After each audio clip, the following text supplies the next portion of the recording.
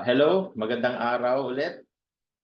Welcome ulit sa channel natin and sa playlist na ito no, for our past board exam lectures.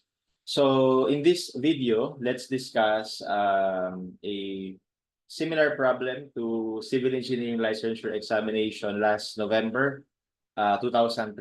No? So madali lang ito. A load double is to be lifted using the crane which is hinged at B.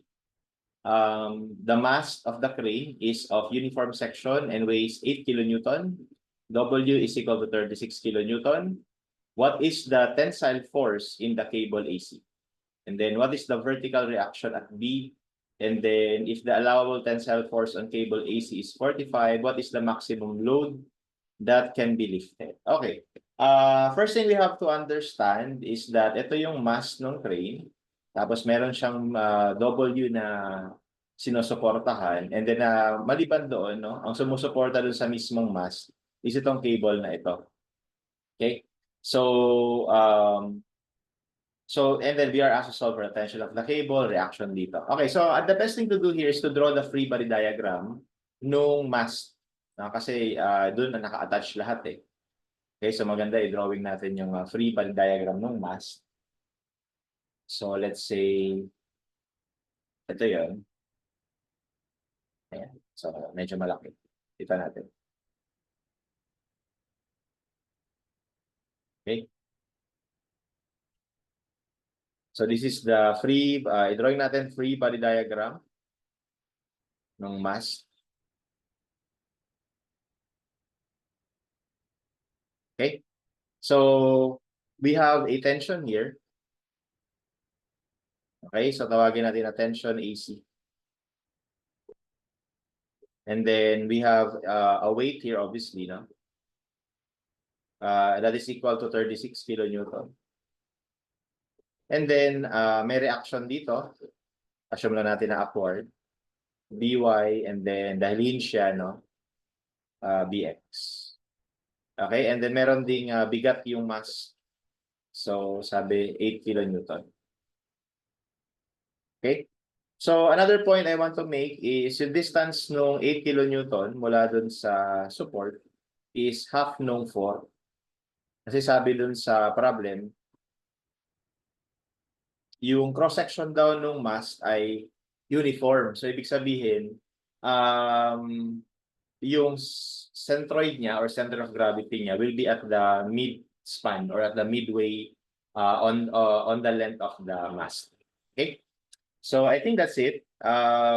Let's take, so to solve for AC, let's just take summation of forces at, rather summation of moment at B. Yun na lang siguro. Okay, equal 0. Assume natin na counterclockwise is positive. So we have, well, of course, first of all, itong tension sa AC, meron yan dalawang components. No? So meron siyang dalawang components. Okay? So, to define kung ano yung components nun, pwede natin kunin yung angle theta or, para sa akin, mas madali, kukunin na lang natin yung slope nito. Okay? So, para makuha yung slope niyan, you can consider this triangle. Total, yan naman ay lumalabas na siya yung, etong length na to is yung hypotenuse ng triangle, no? So, therefore, yung run natin will be 8 plus 4 or 12. Tapos yung rise natin will be 9. Tapos ito is ano lang, square root ng 12 squared plus 9 squared, which will be equal to 15. Okay, so ibig sabihin ang slope nitong force na to is 12, 9, 15, no? 12 horizontal, 9 vertical, tapos yung hypotenuse ay 15. So ibig sabihin, yung ano dito, yung component niya dito sa horizontal is TAC times, yung horizontal natin is 12. So 12 over 15. Okay, tapos yung component niya sa vertical, siguro para makita, hindi, okay na yan. TAC, no? Ang vertical naman ay 9 over 15. Okay, so i-move na lang natin to.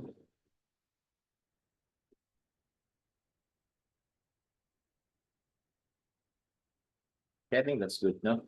So, ayan. So now, if we would take summation of moment at B, ito ay ikot in a counterclockwise direction. Counterclockwise direction. So we have TAC times 12 over 15. And then the moment arm. So the moment arm for this force is obviously itong 9 meters na to. Okay, and then the rotation would be counterclockwise about B. Kaya set natin yun na positive. Okay? Tapos, sunod natin itong vertical reaction component niya. So, we have their negative kasi as you can see a while ago, no, the rotation will be clockwise. So, that's 9 over 15. And then the moment arm for this force will be equal to 4 meters times 4. Okay? And then, what else? Yung 8, no? So, yung 8 naman, actually, itong 8, pati itong 36, parehas lang sila na clockwise. So, minus 8. Ang moment arm nga lang ni 8 ay 2. Tapos, ang moment arm ni 36 ay 4. Okay? At lahat ng to equal sa 0. Of course, walang moment yung bx and by sa b kasi they are intersecting that point. Okay? And from here, we could solve for TAC already. No? Solvable ni sa TAC. Okay, so that gives us, so transpose ko lang yung 8 times 2 tsaka 36 times 4. Tapos divide natin nung 12 over 15 times 9 plus 9 over 15 times 4. Okay, and that gives us, sorry, minus pala ito. Okay, sorry, negative na. So 9 over 15 times 4. So that gives us 33.33 kilonewtons. Okay? And then next, find the vertical reaction at B. So again, using the same free body diagram, we can take summation of forces y is equal to 0, assuming upward positive. Okay, and dito mapapalabas natin na yung mga y ay by, upward, assuming upward, tapos downward yung 8, downward din yung 36, tapos downward din yung y component ni TAC. Okay, all equal to 0. So therefore, we can now calculate for by directly. Okay, so we have 8 plus 36 plus ito times 9 over 15. So that gives us 64 kilonewtons.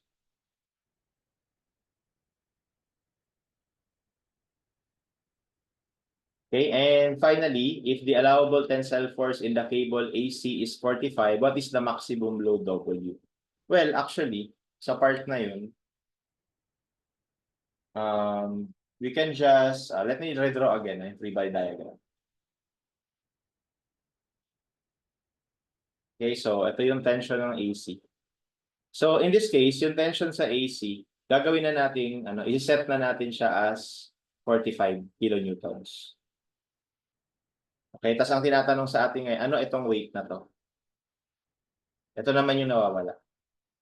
Okay, so this is still 8. Okay, and then this is still 2.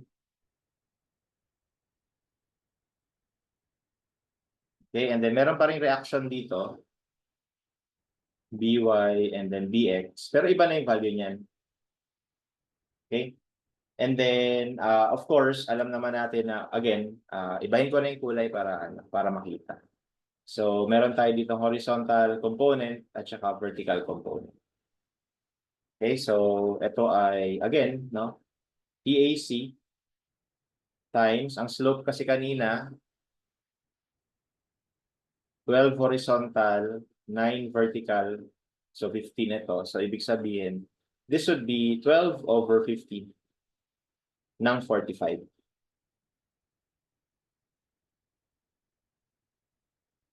So that's 36. Okay, and then yung vertical component niya naman ay TAC times 9 over 15.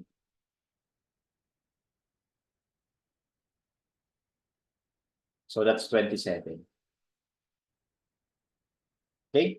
And uulitin natin yung solution natin kanina. We will take summation of moment at B is equal to 0, assuming counterclockwise is positive. We will have, unahin ko na yung 36. Ang moment arm nun ay 9. Counterclockwise yun. Tapos you have 27. Ang moment arm nun ay 4. Pero clockwise yun. And then we have the W. Again, clockwise. The moment arm is 4. And then we have clockwise na 8. Ang moment arm ay 2. All equal to 0. And from here, we can solve for the W.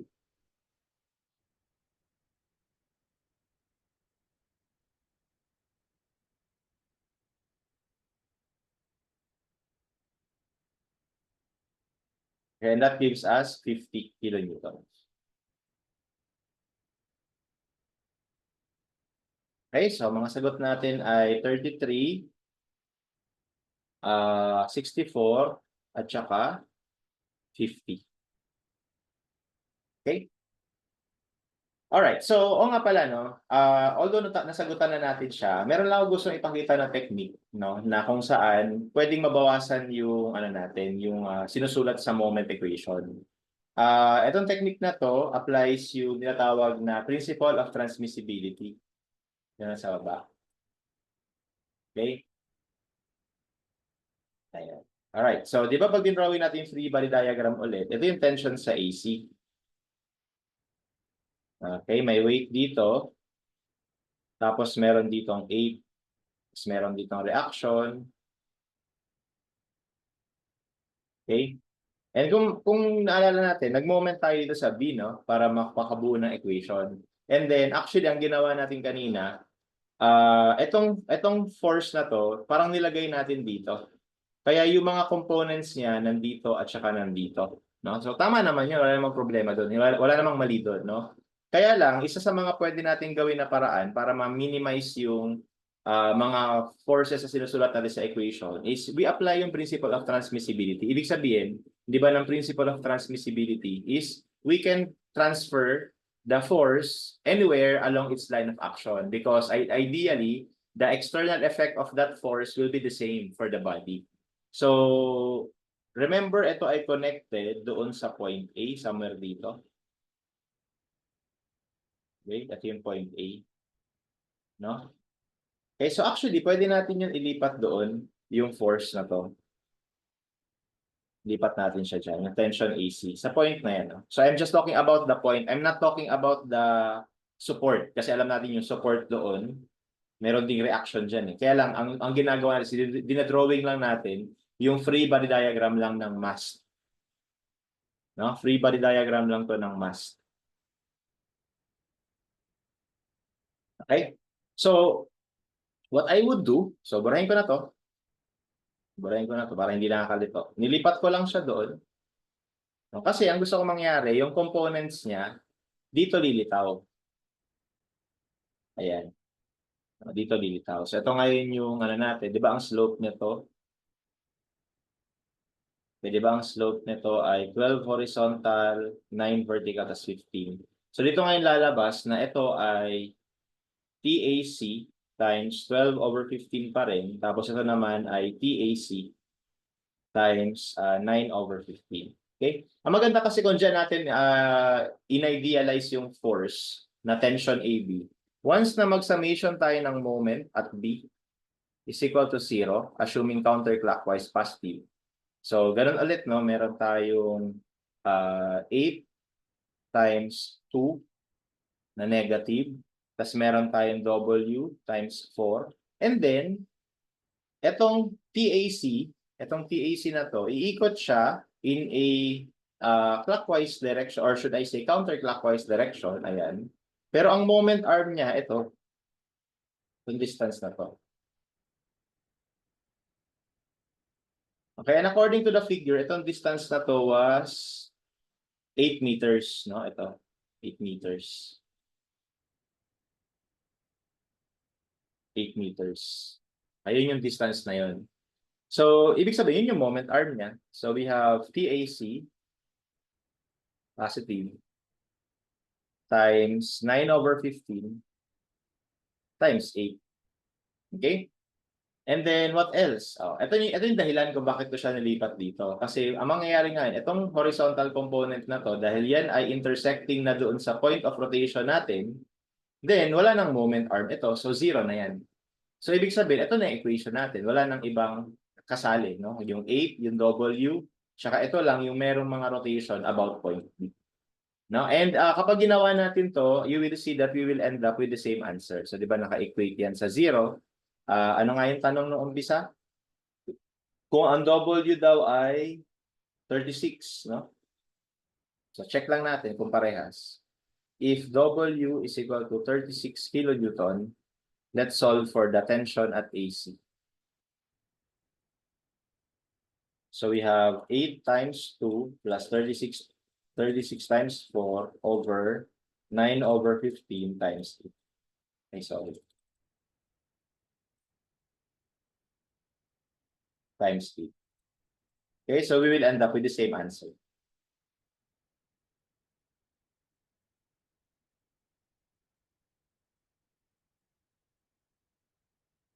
Okay? So yun lang yung pinagkaiba niya, no? Mas maiksi yung moment equation. Kaya ito, gusto ko lang maintindihan ninyo na kung meron kang option na ilipat yung force sa ibang point na kung saan yung ibang components niya ay wala ng moment, mas maganda yun para mas maiksi yung isusulat mo na moment equation. Pero you will end up with the same answer. Okay? So yun lang muna for now. Thank you all for watching. Don't forget to subscribe and to share this video to your classmates so that they can also learn from this channel. No? So maraming salamat.